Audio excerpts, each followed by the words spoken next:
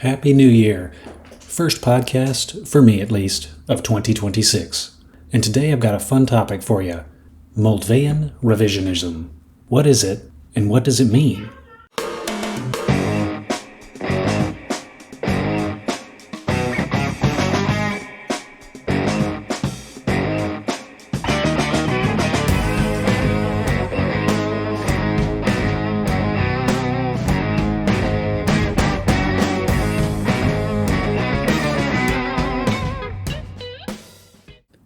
First off, what is Moldvayan Revisionism? Well, it's a term that I've been using for a couple years now, and in that I'm pretty confident I coined it. I might as well define it. But if I were to give Moldvayan Revisionism a definition, it would be this: the application of and the insistence on, in the absence or ignorance of a proper rule for an OSR system or TSR game, the corresponding or most similar rule from the basic expert set. That is, Moldvay Basic. Hence the name. Now, the OSR started, it varies depending on who you ask, but the general consensus among folks that I know of is that the OSR kind of started with Osrig. That's where the OSR got its name. The Old School Reference Index Companion, which the third edition of which just dropped, by the way, which I'm told is much more readable, although still not a perfect AD&D clone, but not the point of the call, not the point of this podcast. But then OSR, Old School Renaissance, Old School Revival, what have you, spawned kind of rolling off of that. However, despite its origin in AD&D, so because the TSR books were hard to get a hold of, but people still wanted to publish and play and bring new people into their home tables which used the TSR rules, the age of the clones began. However, how many clones are there of AD&D that you can count? Honestly, not that many. Arguably, Ash was an AD&D, that is Astonishing Swordsmen and Sorcerers of Hyperborea, distinguished from the current Hyperborea because it's kind of progressed along its own arc. You had Osric, but there really weren't that many first edition clones. On the contrary, Basic Expert got some love. You had Labyrinth Lord, Basic Fantasy, Old School Essentials further down the line, Lamentations of the Flame Princess. I can go on.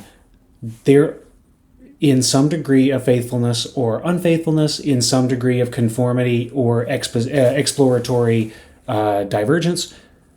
There are a lot of games that are based off of the Basic Expert chassis. So as to why, who knows? I think that a vast majority of people who are finding the hobby again now are the people who played, had families, children, careers, couldn't play for a bit, and then came back to the hobby. And as they found Basic Expert that they played as a kid, and they're like, sweet, I love this game. This has lots of nostalgia memories for me. I'll play this again. It could be also that BX is much more malleable. You can make changes to it. You could, like, shields shall be splintered. That's a very famous rule, the house rule that gets tossed in. You have injury tables where you don't necessarily you roll the body and come back. It's very easy to tack that on to BX without upsetting the balance of the game. But regardless of why it came out the way it did, BX is the lingua franca of the OSR. As a consequence of that, everyone in the OSR knows how to play it. Whether you are playing one of the NSR type games, the Cairns of the world, which kind of try to roll with the same vibe, but don't actually don't have the mechanical compatibility, or if you're playing true OSR games, ones that have mechanical and tonal fidelity sufficient that you can run TSR material in them. If you have played those games, then it's safe to say you have played BX before, and it's very easy to plug in BX where a rule may not exist. Which brings us to an important point: what Moldvayan Revisionism is not.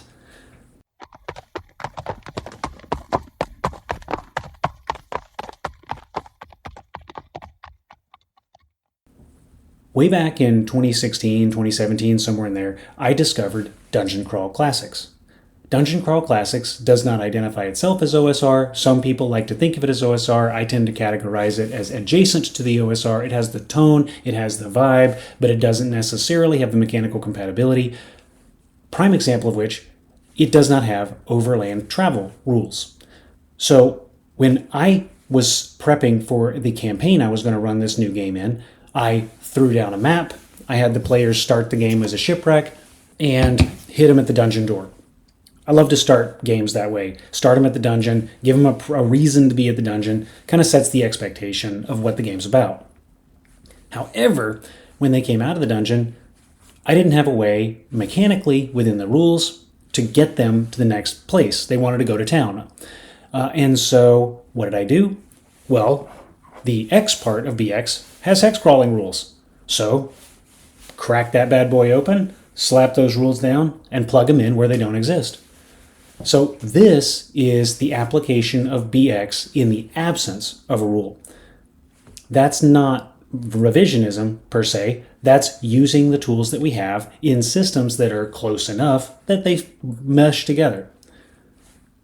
On the contrary, revisionism is when I try to rewrite history. If playing like this and someone comes up to me and says, hey, DCC is a con game, there's no way you can run a long campaign in it, it doesn't even have rules for overland travel, I say, hogwash. It has plenty of rules, you just use the hex crawl, you treat it as a hex crawl. That is revisionism. That's me claiming that BX is the rule when in fact DCC does not have that rule. Another good example I'll throw in there that I've talked about before, gold for XP. First edition Dungeons & Dragons has gold for XP. BX has gold for XP. And second edition technically has gold for XP, but it is marked as an optional rule. The primary mode of advancement in second edition Dungeons & Dragons is through the story, through combating monsters, and through class-based sources. If someone is to say second edition has gold for XP as its primary mode of advancement, that's just not true. That's kind of like saying third edition has your treasure gold for XP. That's not true either. Third edition does have an expectation. There's a chart that says this is how much the value of your magic gear should be at a given level, but that has nothing to do with your XP track. That's just a gear score, essentially, that it needs to keep up with. So neither second nor third edition use a treasure for XP as the primary, or in the case of third edition at all, but as the primary mode of advancement. To claim that they do would be revisionist history. Did people use gold for XP with third edition? Probably. Do people use gold for XP in second edition? Absolutely. I can name a couple people that do that. But the point is, that's not the primary mode.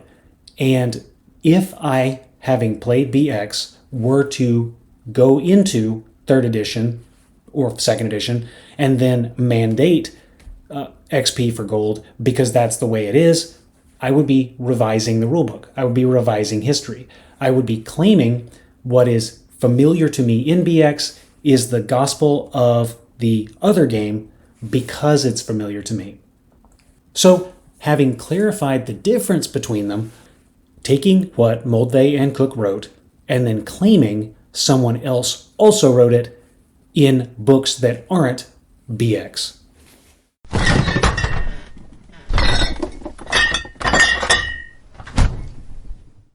So why pick on BX? Everyone knows that everyone likes to take the AD&D DMG and apply bits and pieces of that to their basic game. Well, anecdote time. The origin of the term actually derived from me teasing Ray Otis of Plundergrounds podcast when we were talking about the original edition. Opening the basic booklet to page 6, or B6, there's a heading, Ability Score Adjustments. It reads as follows. It is possible to raise one's score in a prime requisite by lowering the scores in some of the other abilities. This adjustment shows that a character may practice hard and learn how to fight or reason well, but at the cost of not developing another ability. When adjusting abilities, no score may be lowered below 9. When an adjustment is made, a prime requisite ability will be raised 1 point for every 2 points that the ability adjusted is lowered. It then goes on to say strength can be removed by magic users and clerics, intelligence can be lowered by everybody except magic users, wisdom can be lowered by so on. And then it gives an example. For example, a magic user might lower a strength score of 15 to 9, a drop of 6, in order to raise an intelligence score from 15 to 18, a raise of 3. This is very clear, very straightforward, and very uniform. So this is an elegant rule. It produces a sort of uniformity. It allows you to, all fighters are strong, all magic users are smart, and at the same time it allows you to level more rapidly and get out of the death zone that is like level 1. By contrast, if I open Men and Magic, book 1 of the 3 little brown books, and I go to page 10, in the explanation of abilities, it gives the following. Strength is the prime requisite for fighters. Clerics can use strength on a 3-for-1 basis for their prime requisite area. Wisdom, for purposes of gaining experience only. Strength will also aid in opening traps, and so on. In retrospect, I probably should have used intelligence, but, to stay consistent, but don't care. Then you flip over to page 11. It says, note average scores are 9 to 12. Units so indicated above may be used to increase prime requisite total insofar as this does not bring that category below average, i.e. below a score of 9. Written in a very characteristically Gygaxian fashion. It's not exactly clear, and most original edition games will go the BX route. I looked in the Swords and Wizardry Complete, the 2012 one. I do not have the newer one, but it did not say anything about prime requisite that I could see. Checking in White Box by The Basic Expert, not to be confused with Basic Expert, the rules, almost like he was making a pun there. But he intentionally seems to have left it vague. A cleric can apply his strength score on a wisdom to a 3-1 basis when calculating. So he kept the room for interpretation. Keeping in mind, this is for illustrative purposes. I'm not trying to reopen old wounds, but looking at the TSR Q&A with Gary thread on good old InWorld. Editor here. Please forgive the straining sound in my voice there.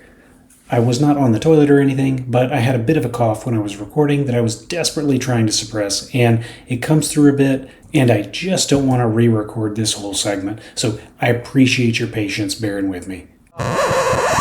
Which I'll link in the show notes this time because I've talked about it before and forgot and couldn't find it. Colonel Plato, who is Gary, replies to King Ghidra, who says, in a fit of nostalgia, I unpacked my original 3 LBBs, and it says, clerics can use a strength on a 3-for-1 basis, and so on. What the heck does that mean? That, for instance, clerics can add wisdom plus 1/3 of their strength to determine their experience bonus? And Gary replies, you got it. It seemed like a good idea at the time. This substitution, enabling the 10% XP bonus to PCs with high abilities associated with but not their prime, such as the cleric using 3-to-1 whiz. DMs didn't think it was particularly useful, so it was dropped. Lo and behold, popping open my Dungeon Master's Guide 1st edition to page 11, under Creating the Player Character, there is no reference to modifying your scores.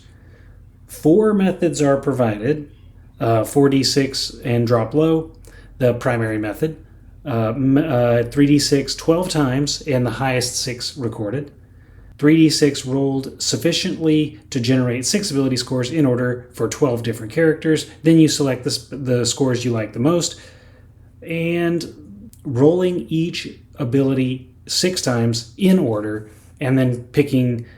And I feel like that one's a joke. The last two seem like they're a joke for folks who are desperately wanting to have that character with stats, high stats, in a game where stats are at most a moderate influence on what your character can do.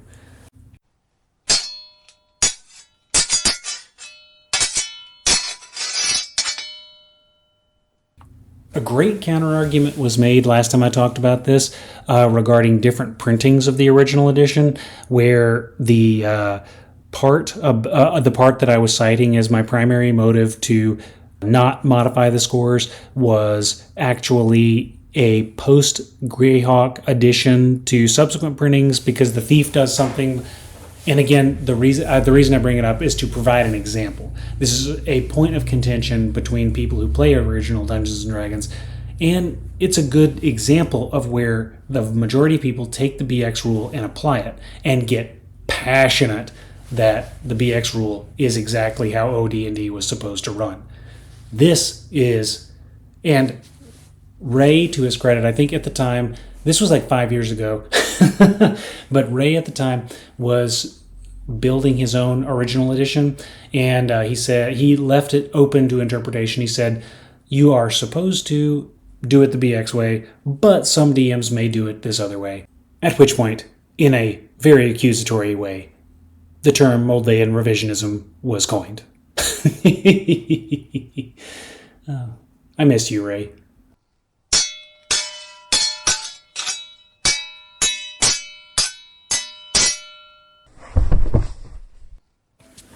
Last for today, is Moldvayan Revisionism, or the habit of putting Moldvay into every other game, a bad thing? Well, in practice, not really. In the DCC example, if the rule's not there and you know a rule, go with it, keep the game moving.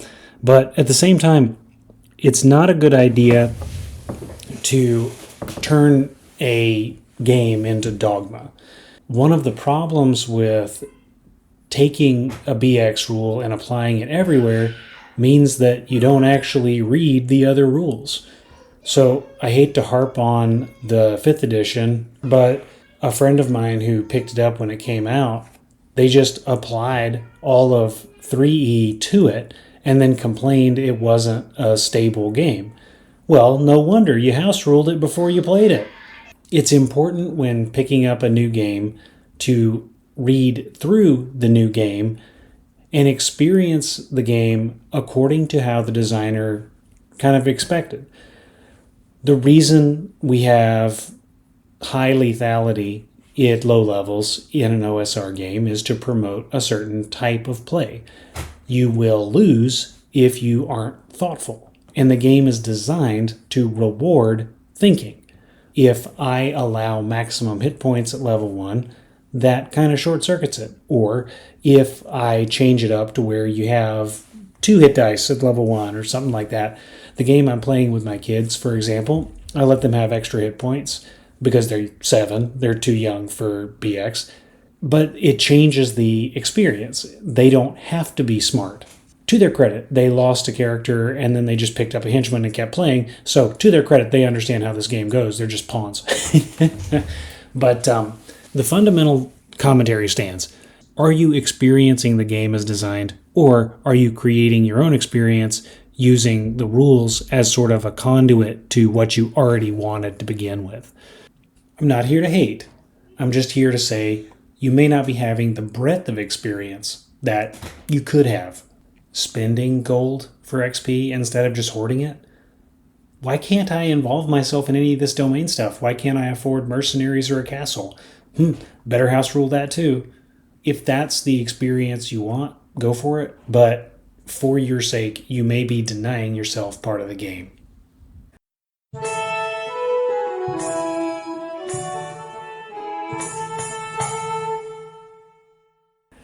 And lastly, truthfully, nothing that promotes arguments over play is a good thing. So if you find yourself angry on X or downvoting aggressively, do you really need to be there? Or would it be better to get your buddies onto your favorite VoIP or over at the kitchen table and throw down some dice? If you and a friend disagree on a rule, have your friend run it their way at their table, you run it yours at your table. Because it's always better to play and to build those experiences together than it is to fight with strangers on the internet.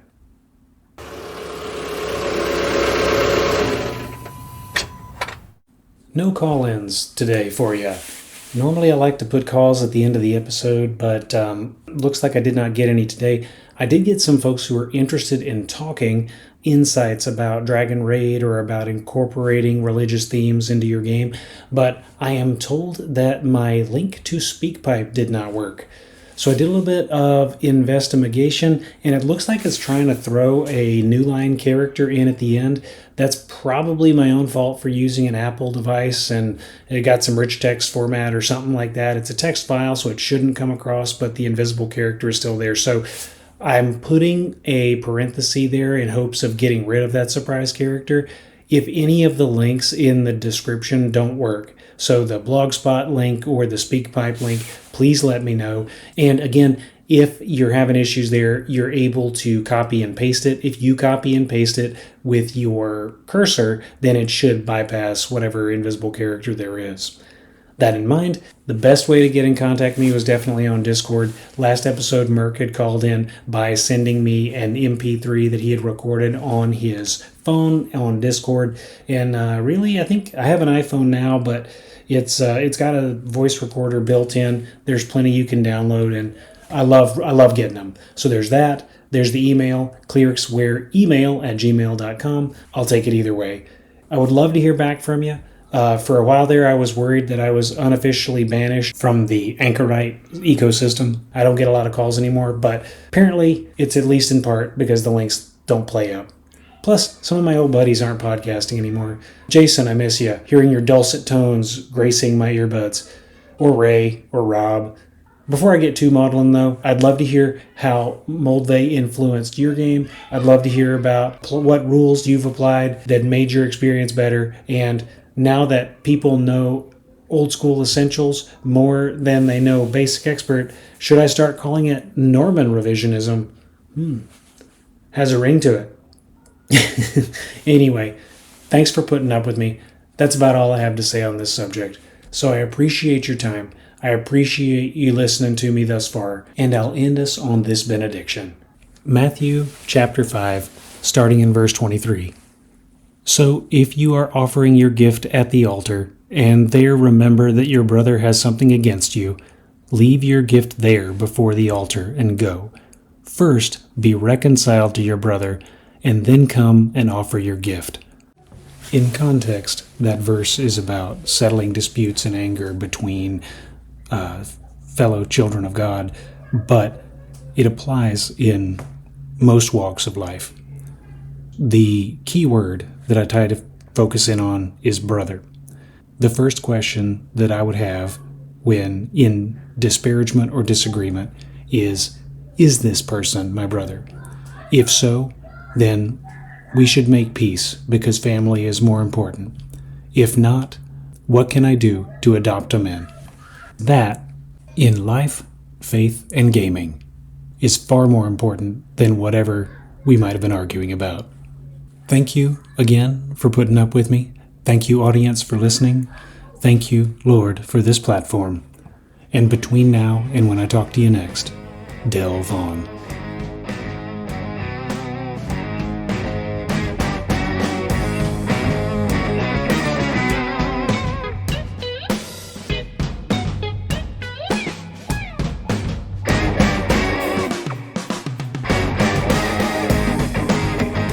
That just about wraps it up with this episode of the Whispering GM Podcast, an independent production by Clericswear Ringmail, intended for educational and informative purposes, and released under the Totally Steal This license. Sound effects are retrieved either from Pixabay, made available under the Creative Commons 0, or from Mixkit.co, used under the Mixkit.co sound effects free license. Theme is Hooligans by Michael Ramir C., downloaded from Mixkit.co and used under the Mixkit.co stock music free license. Parties interested in or with questions regarding the podcast are encouraged to reach out via the methods provided on the Clericswear Ringmail blog. Thank you for listening.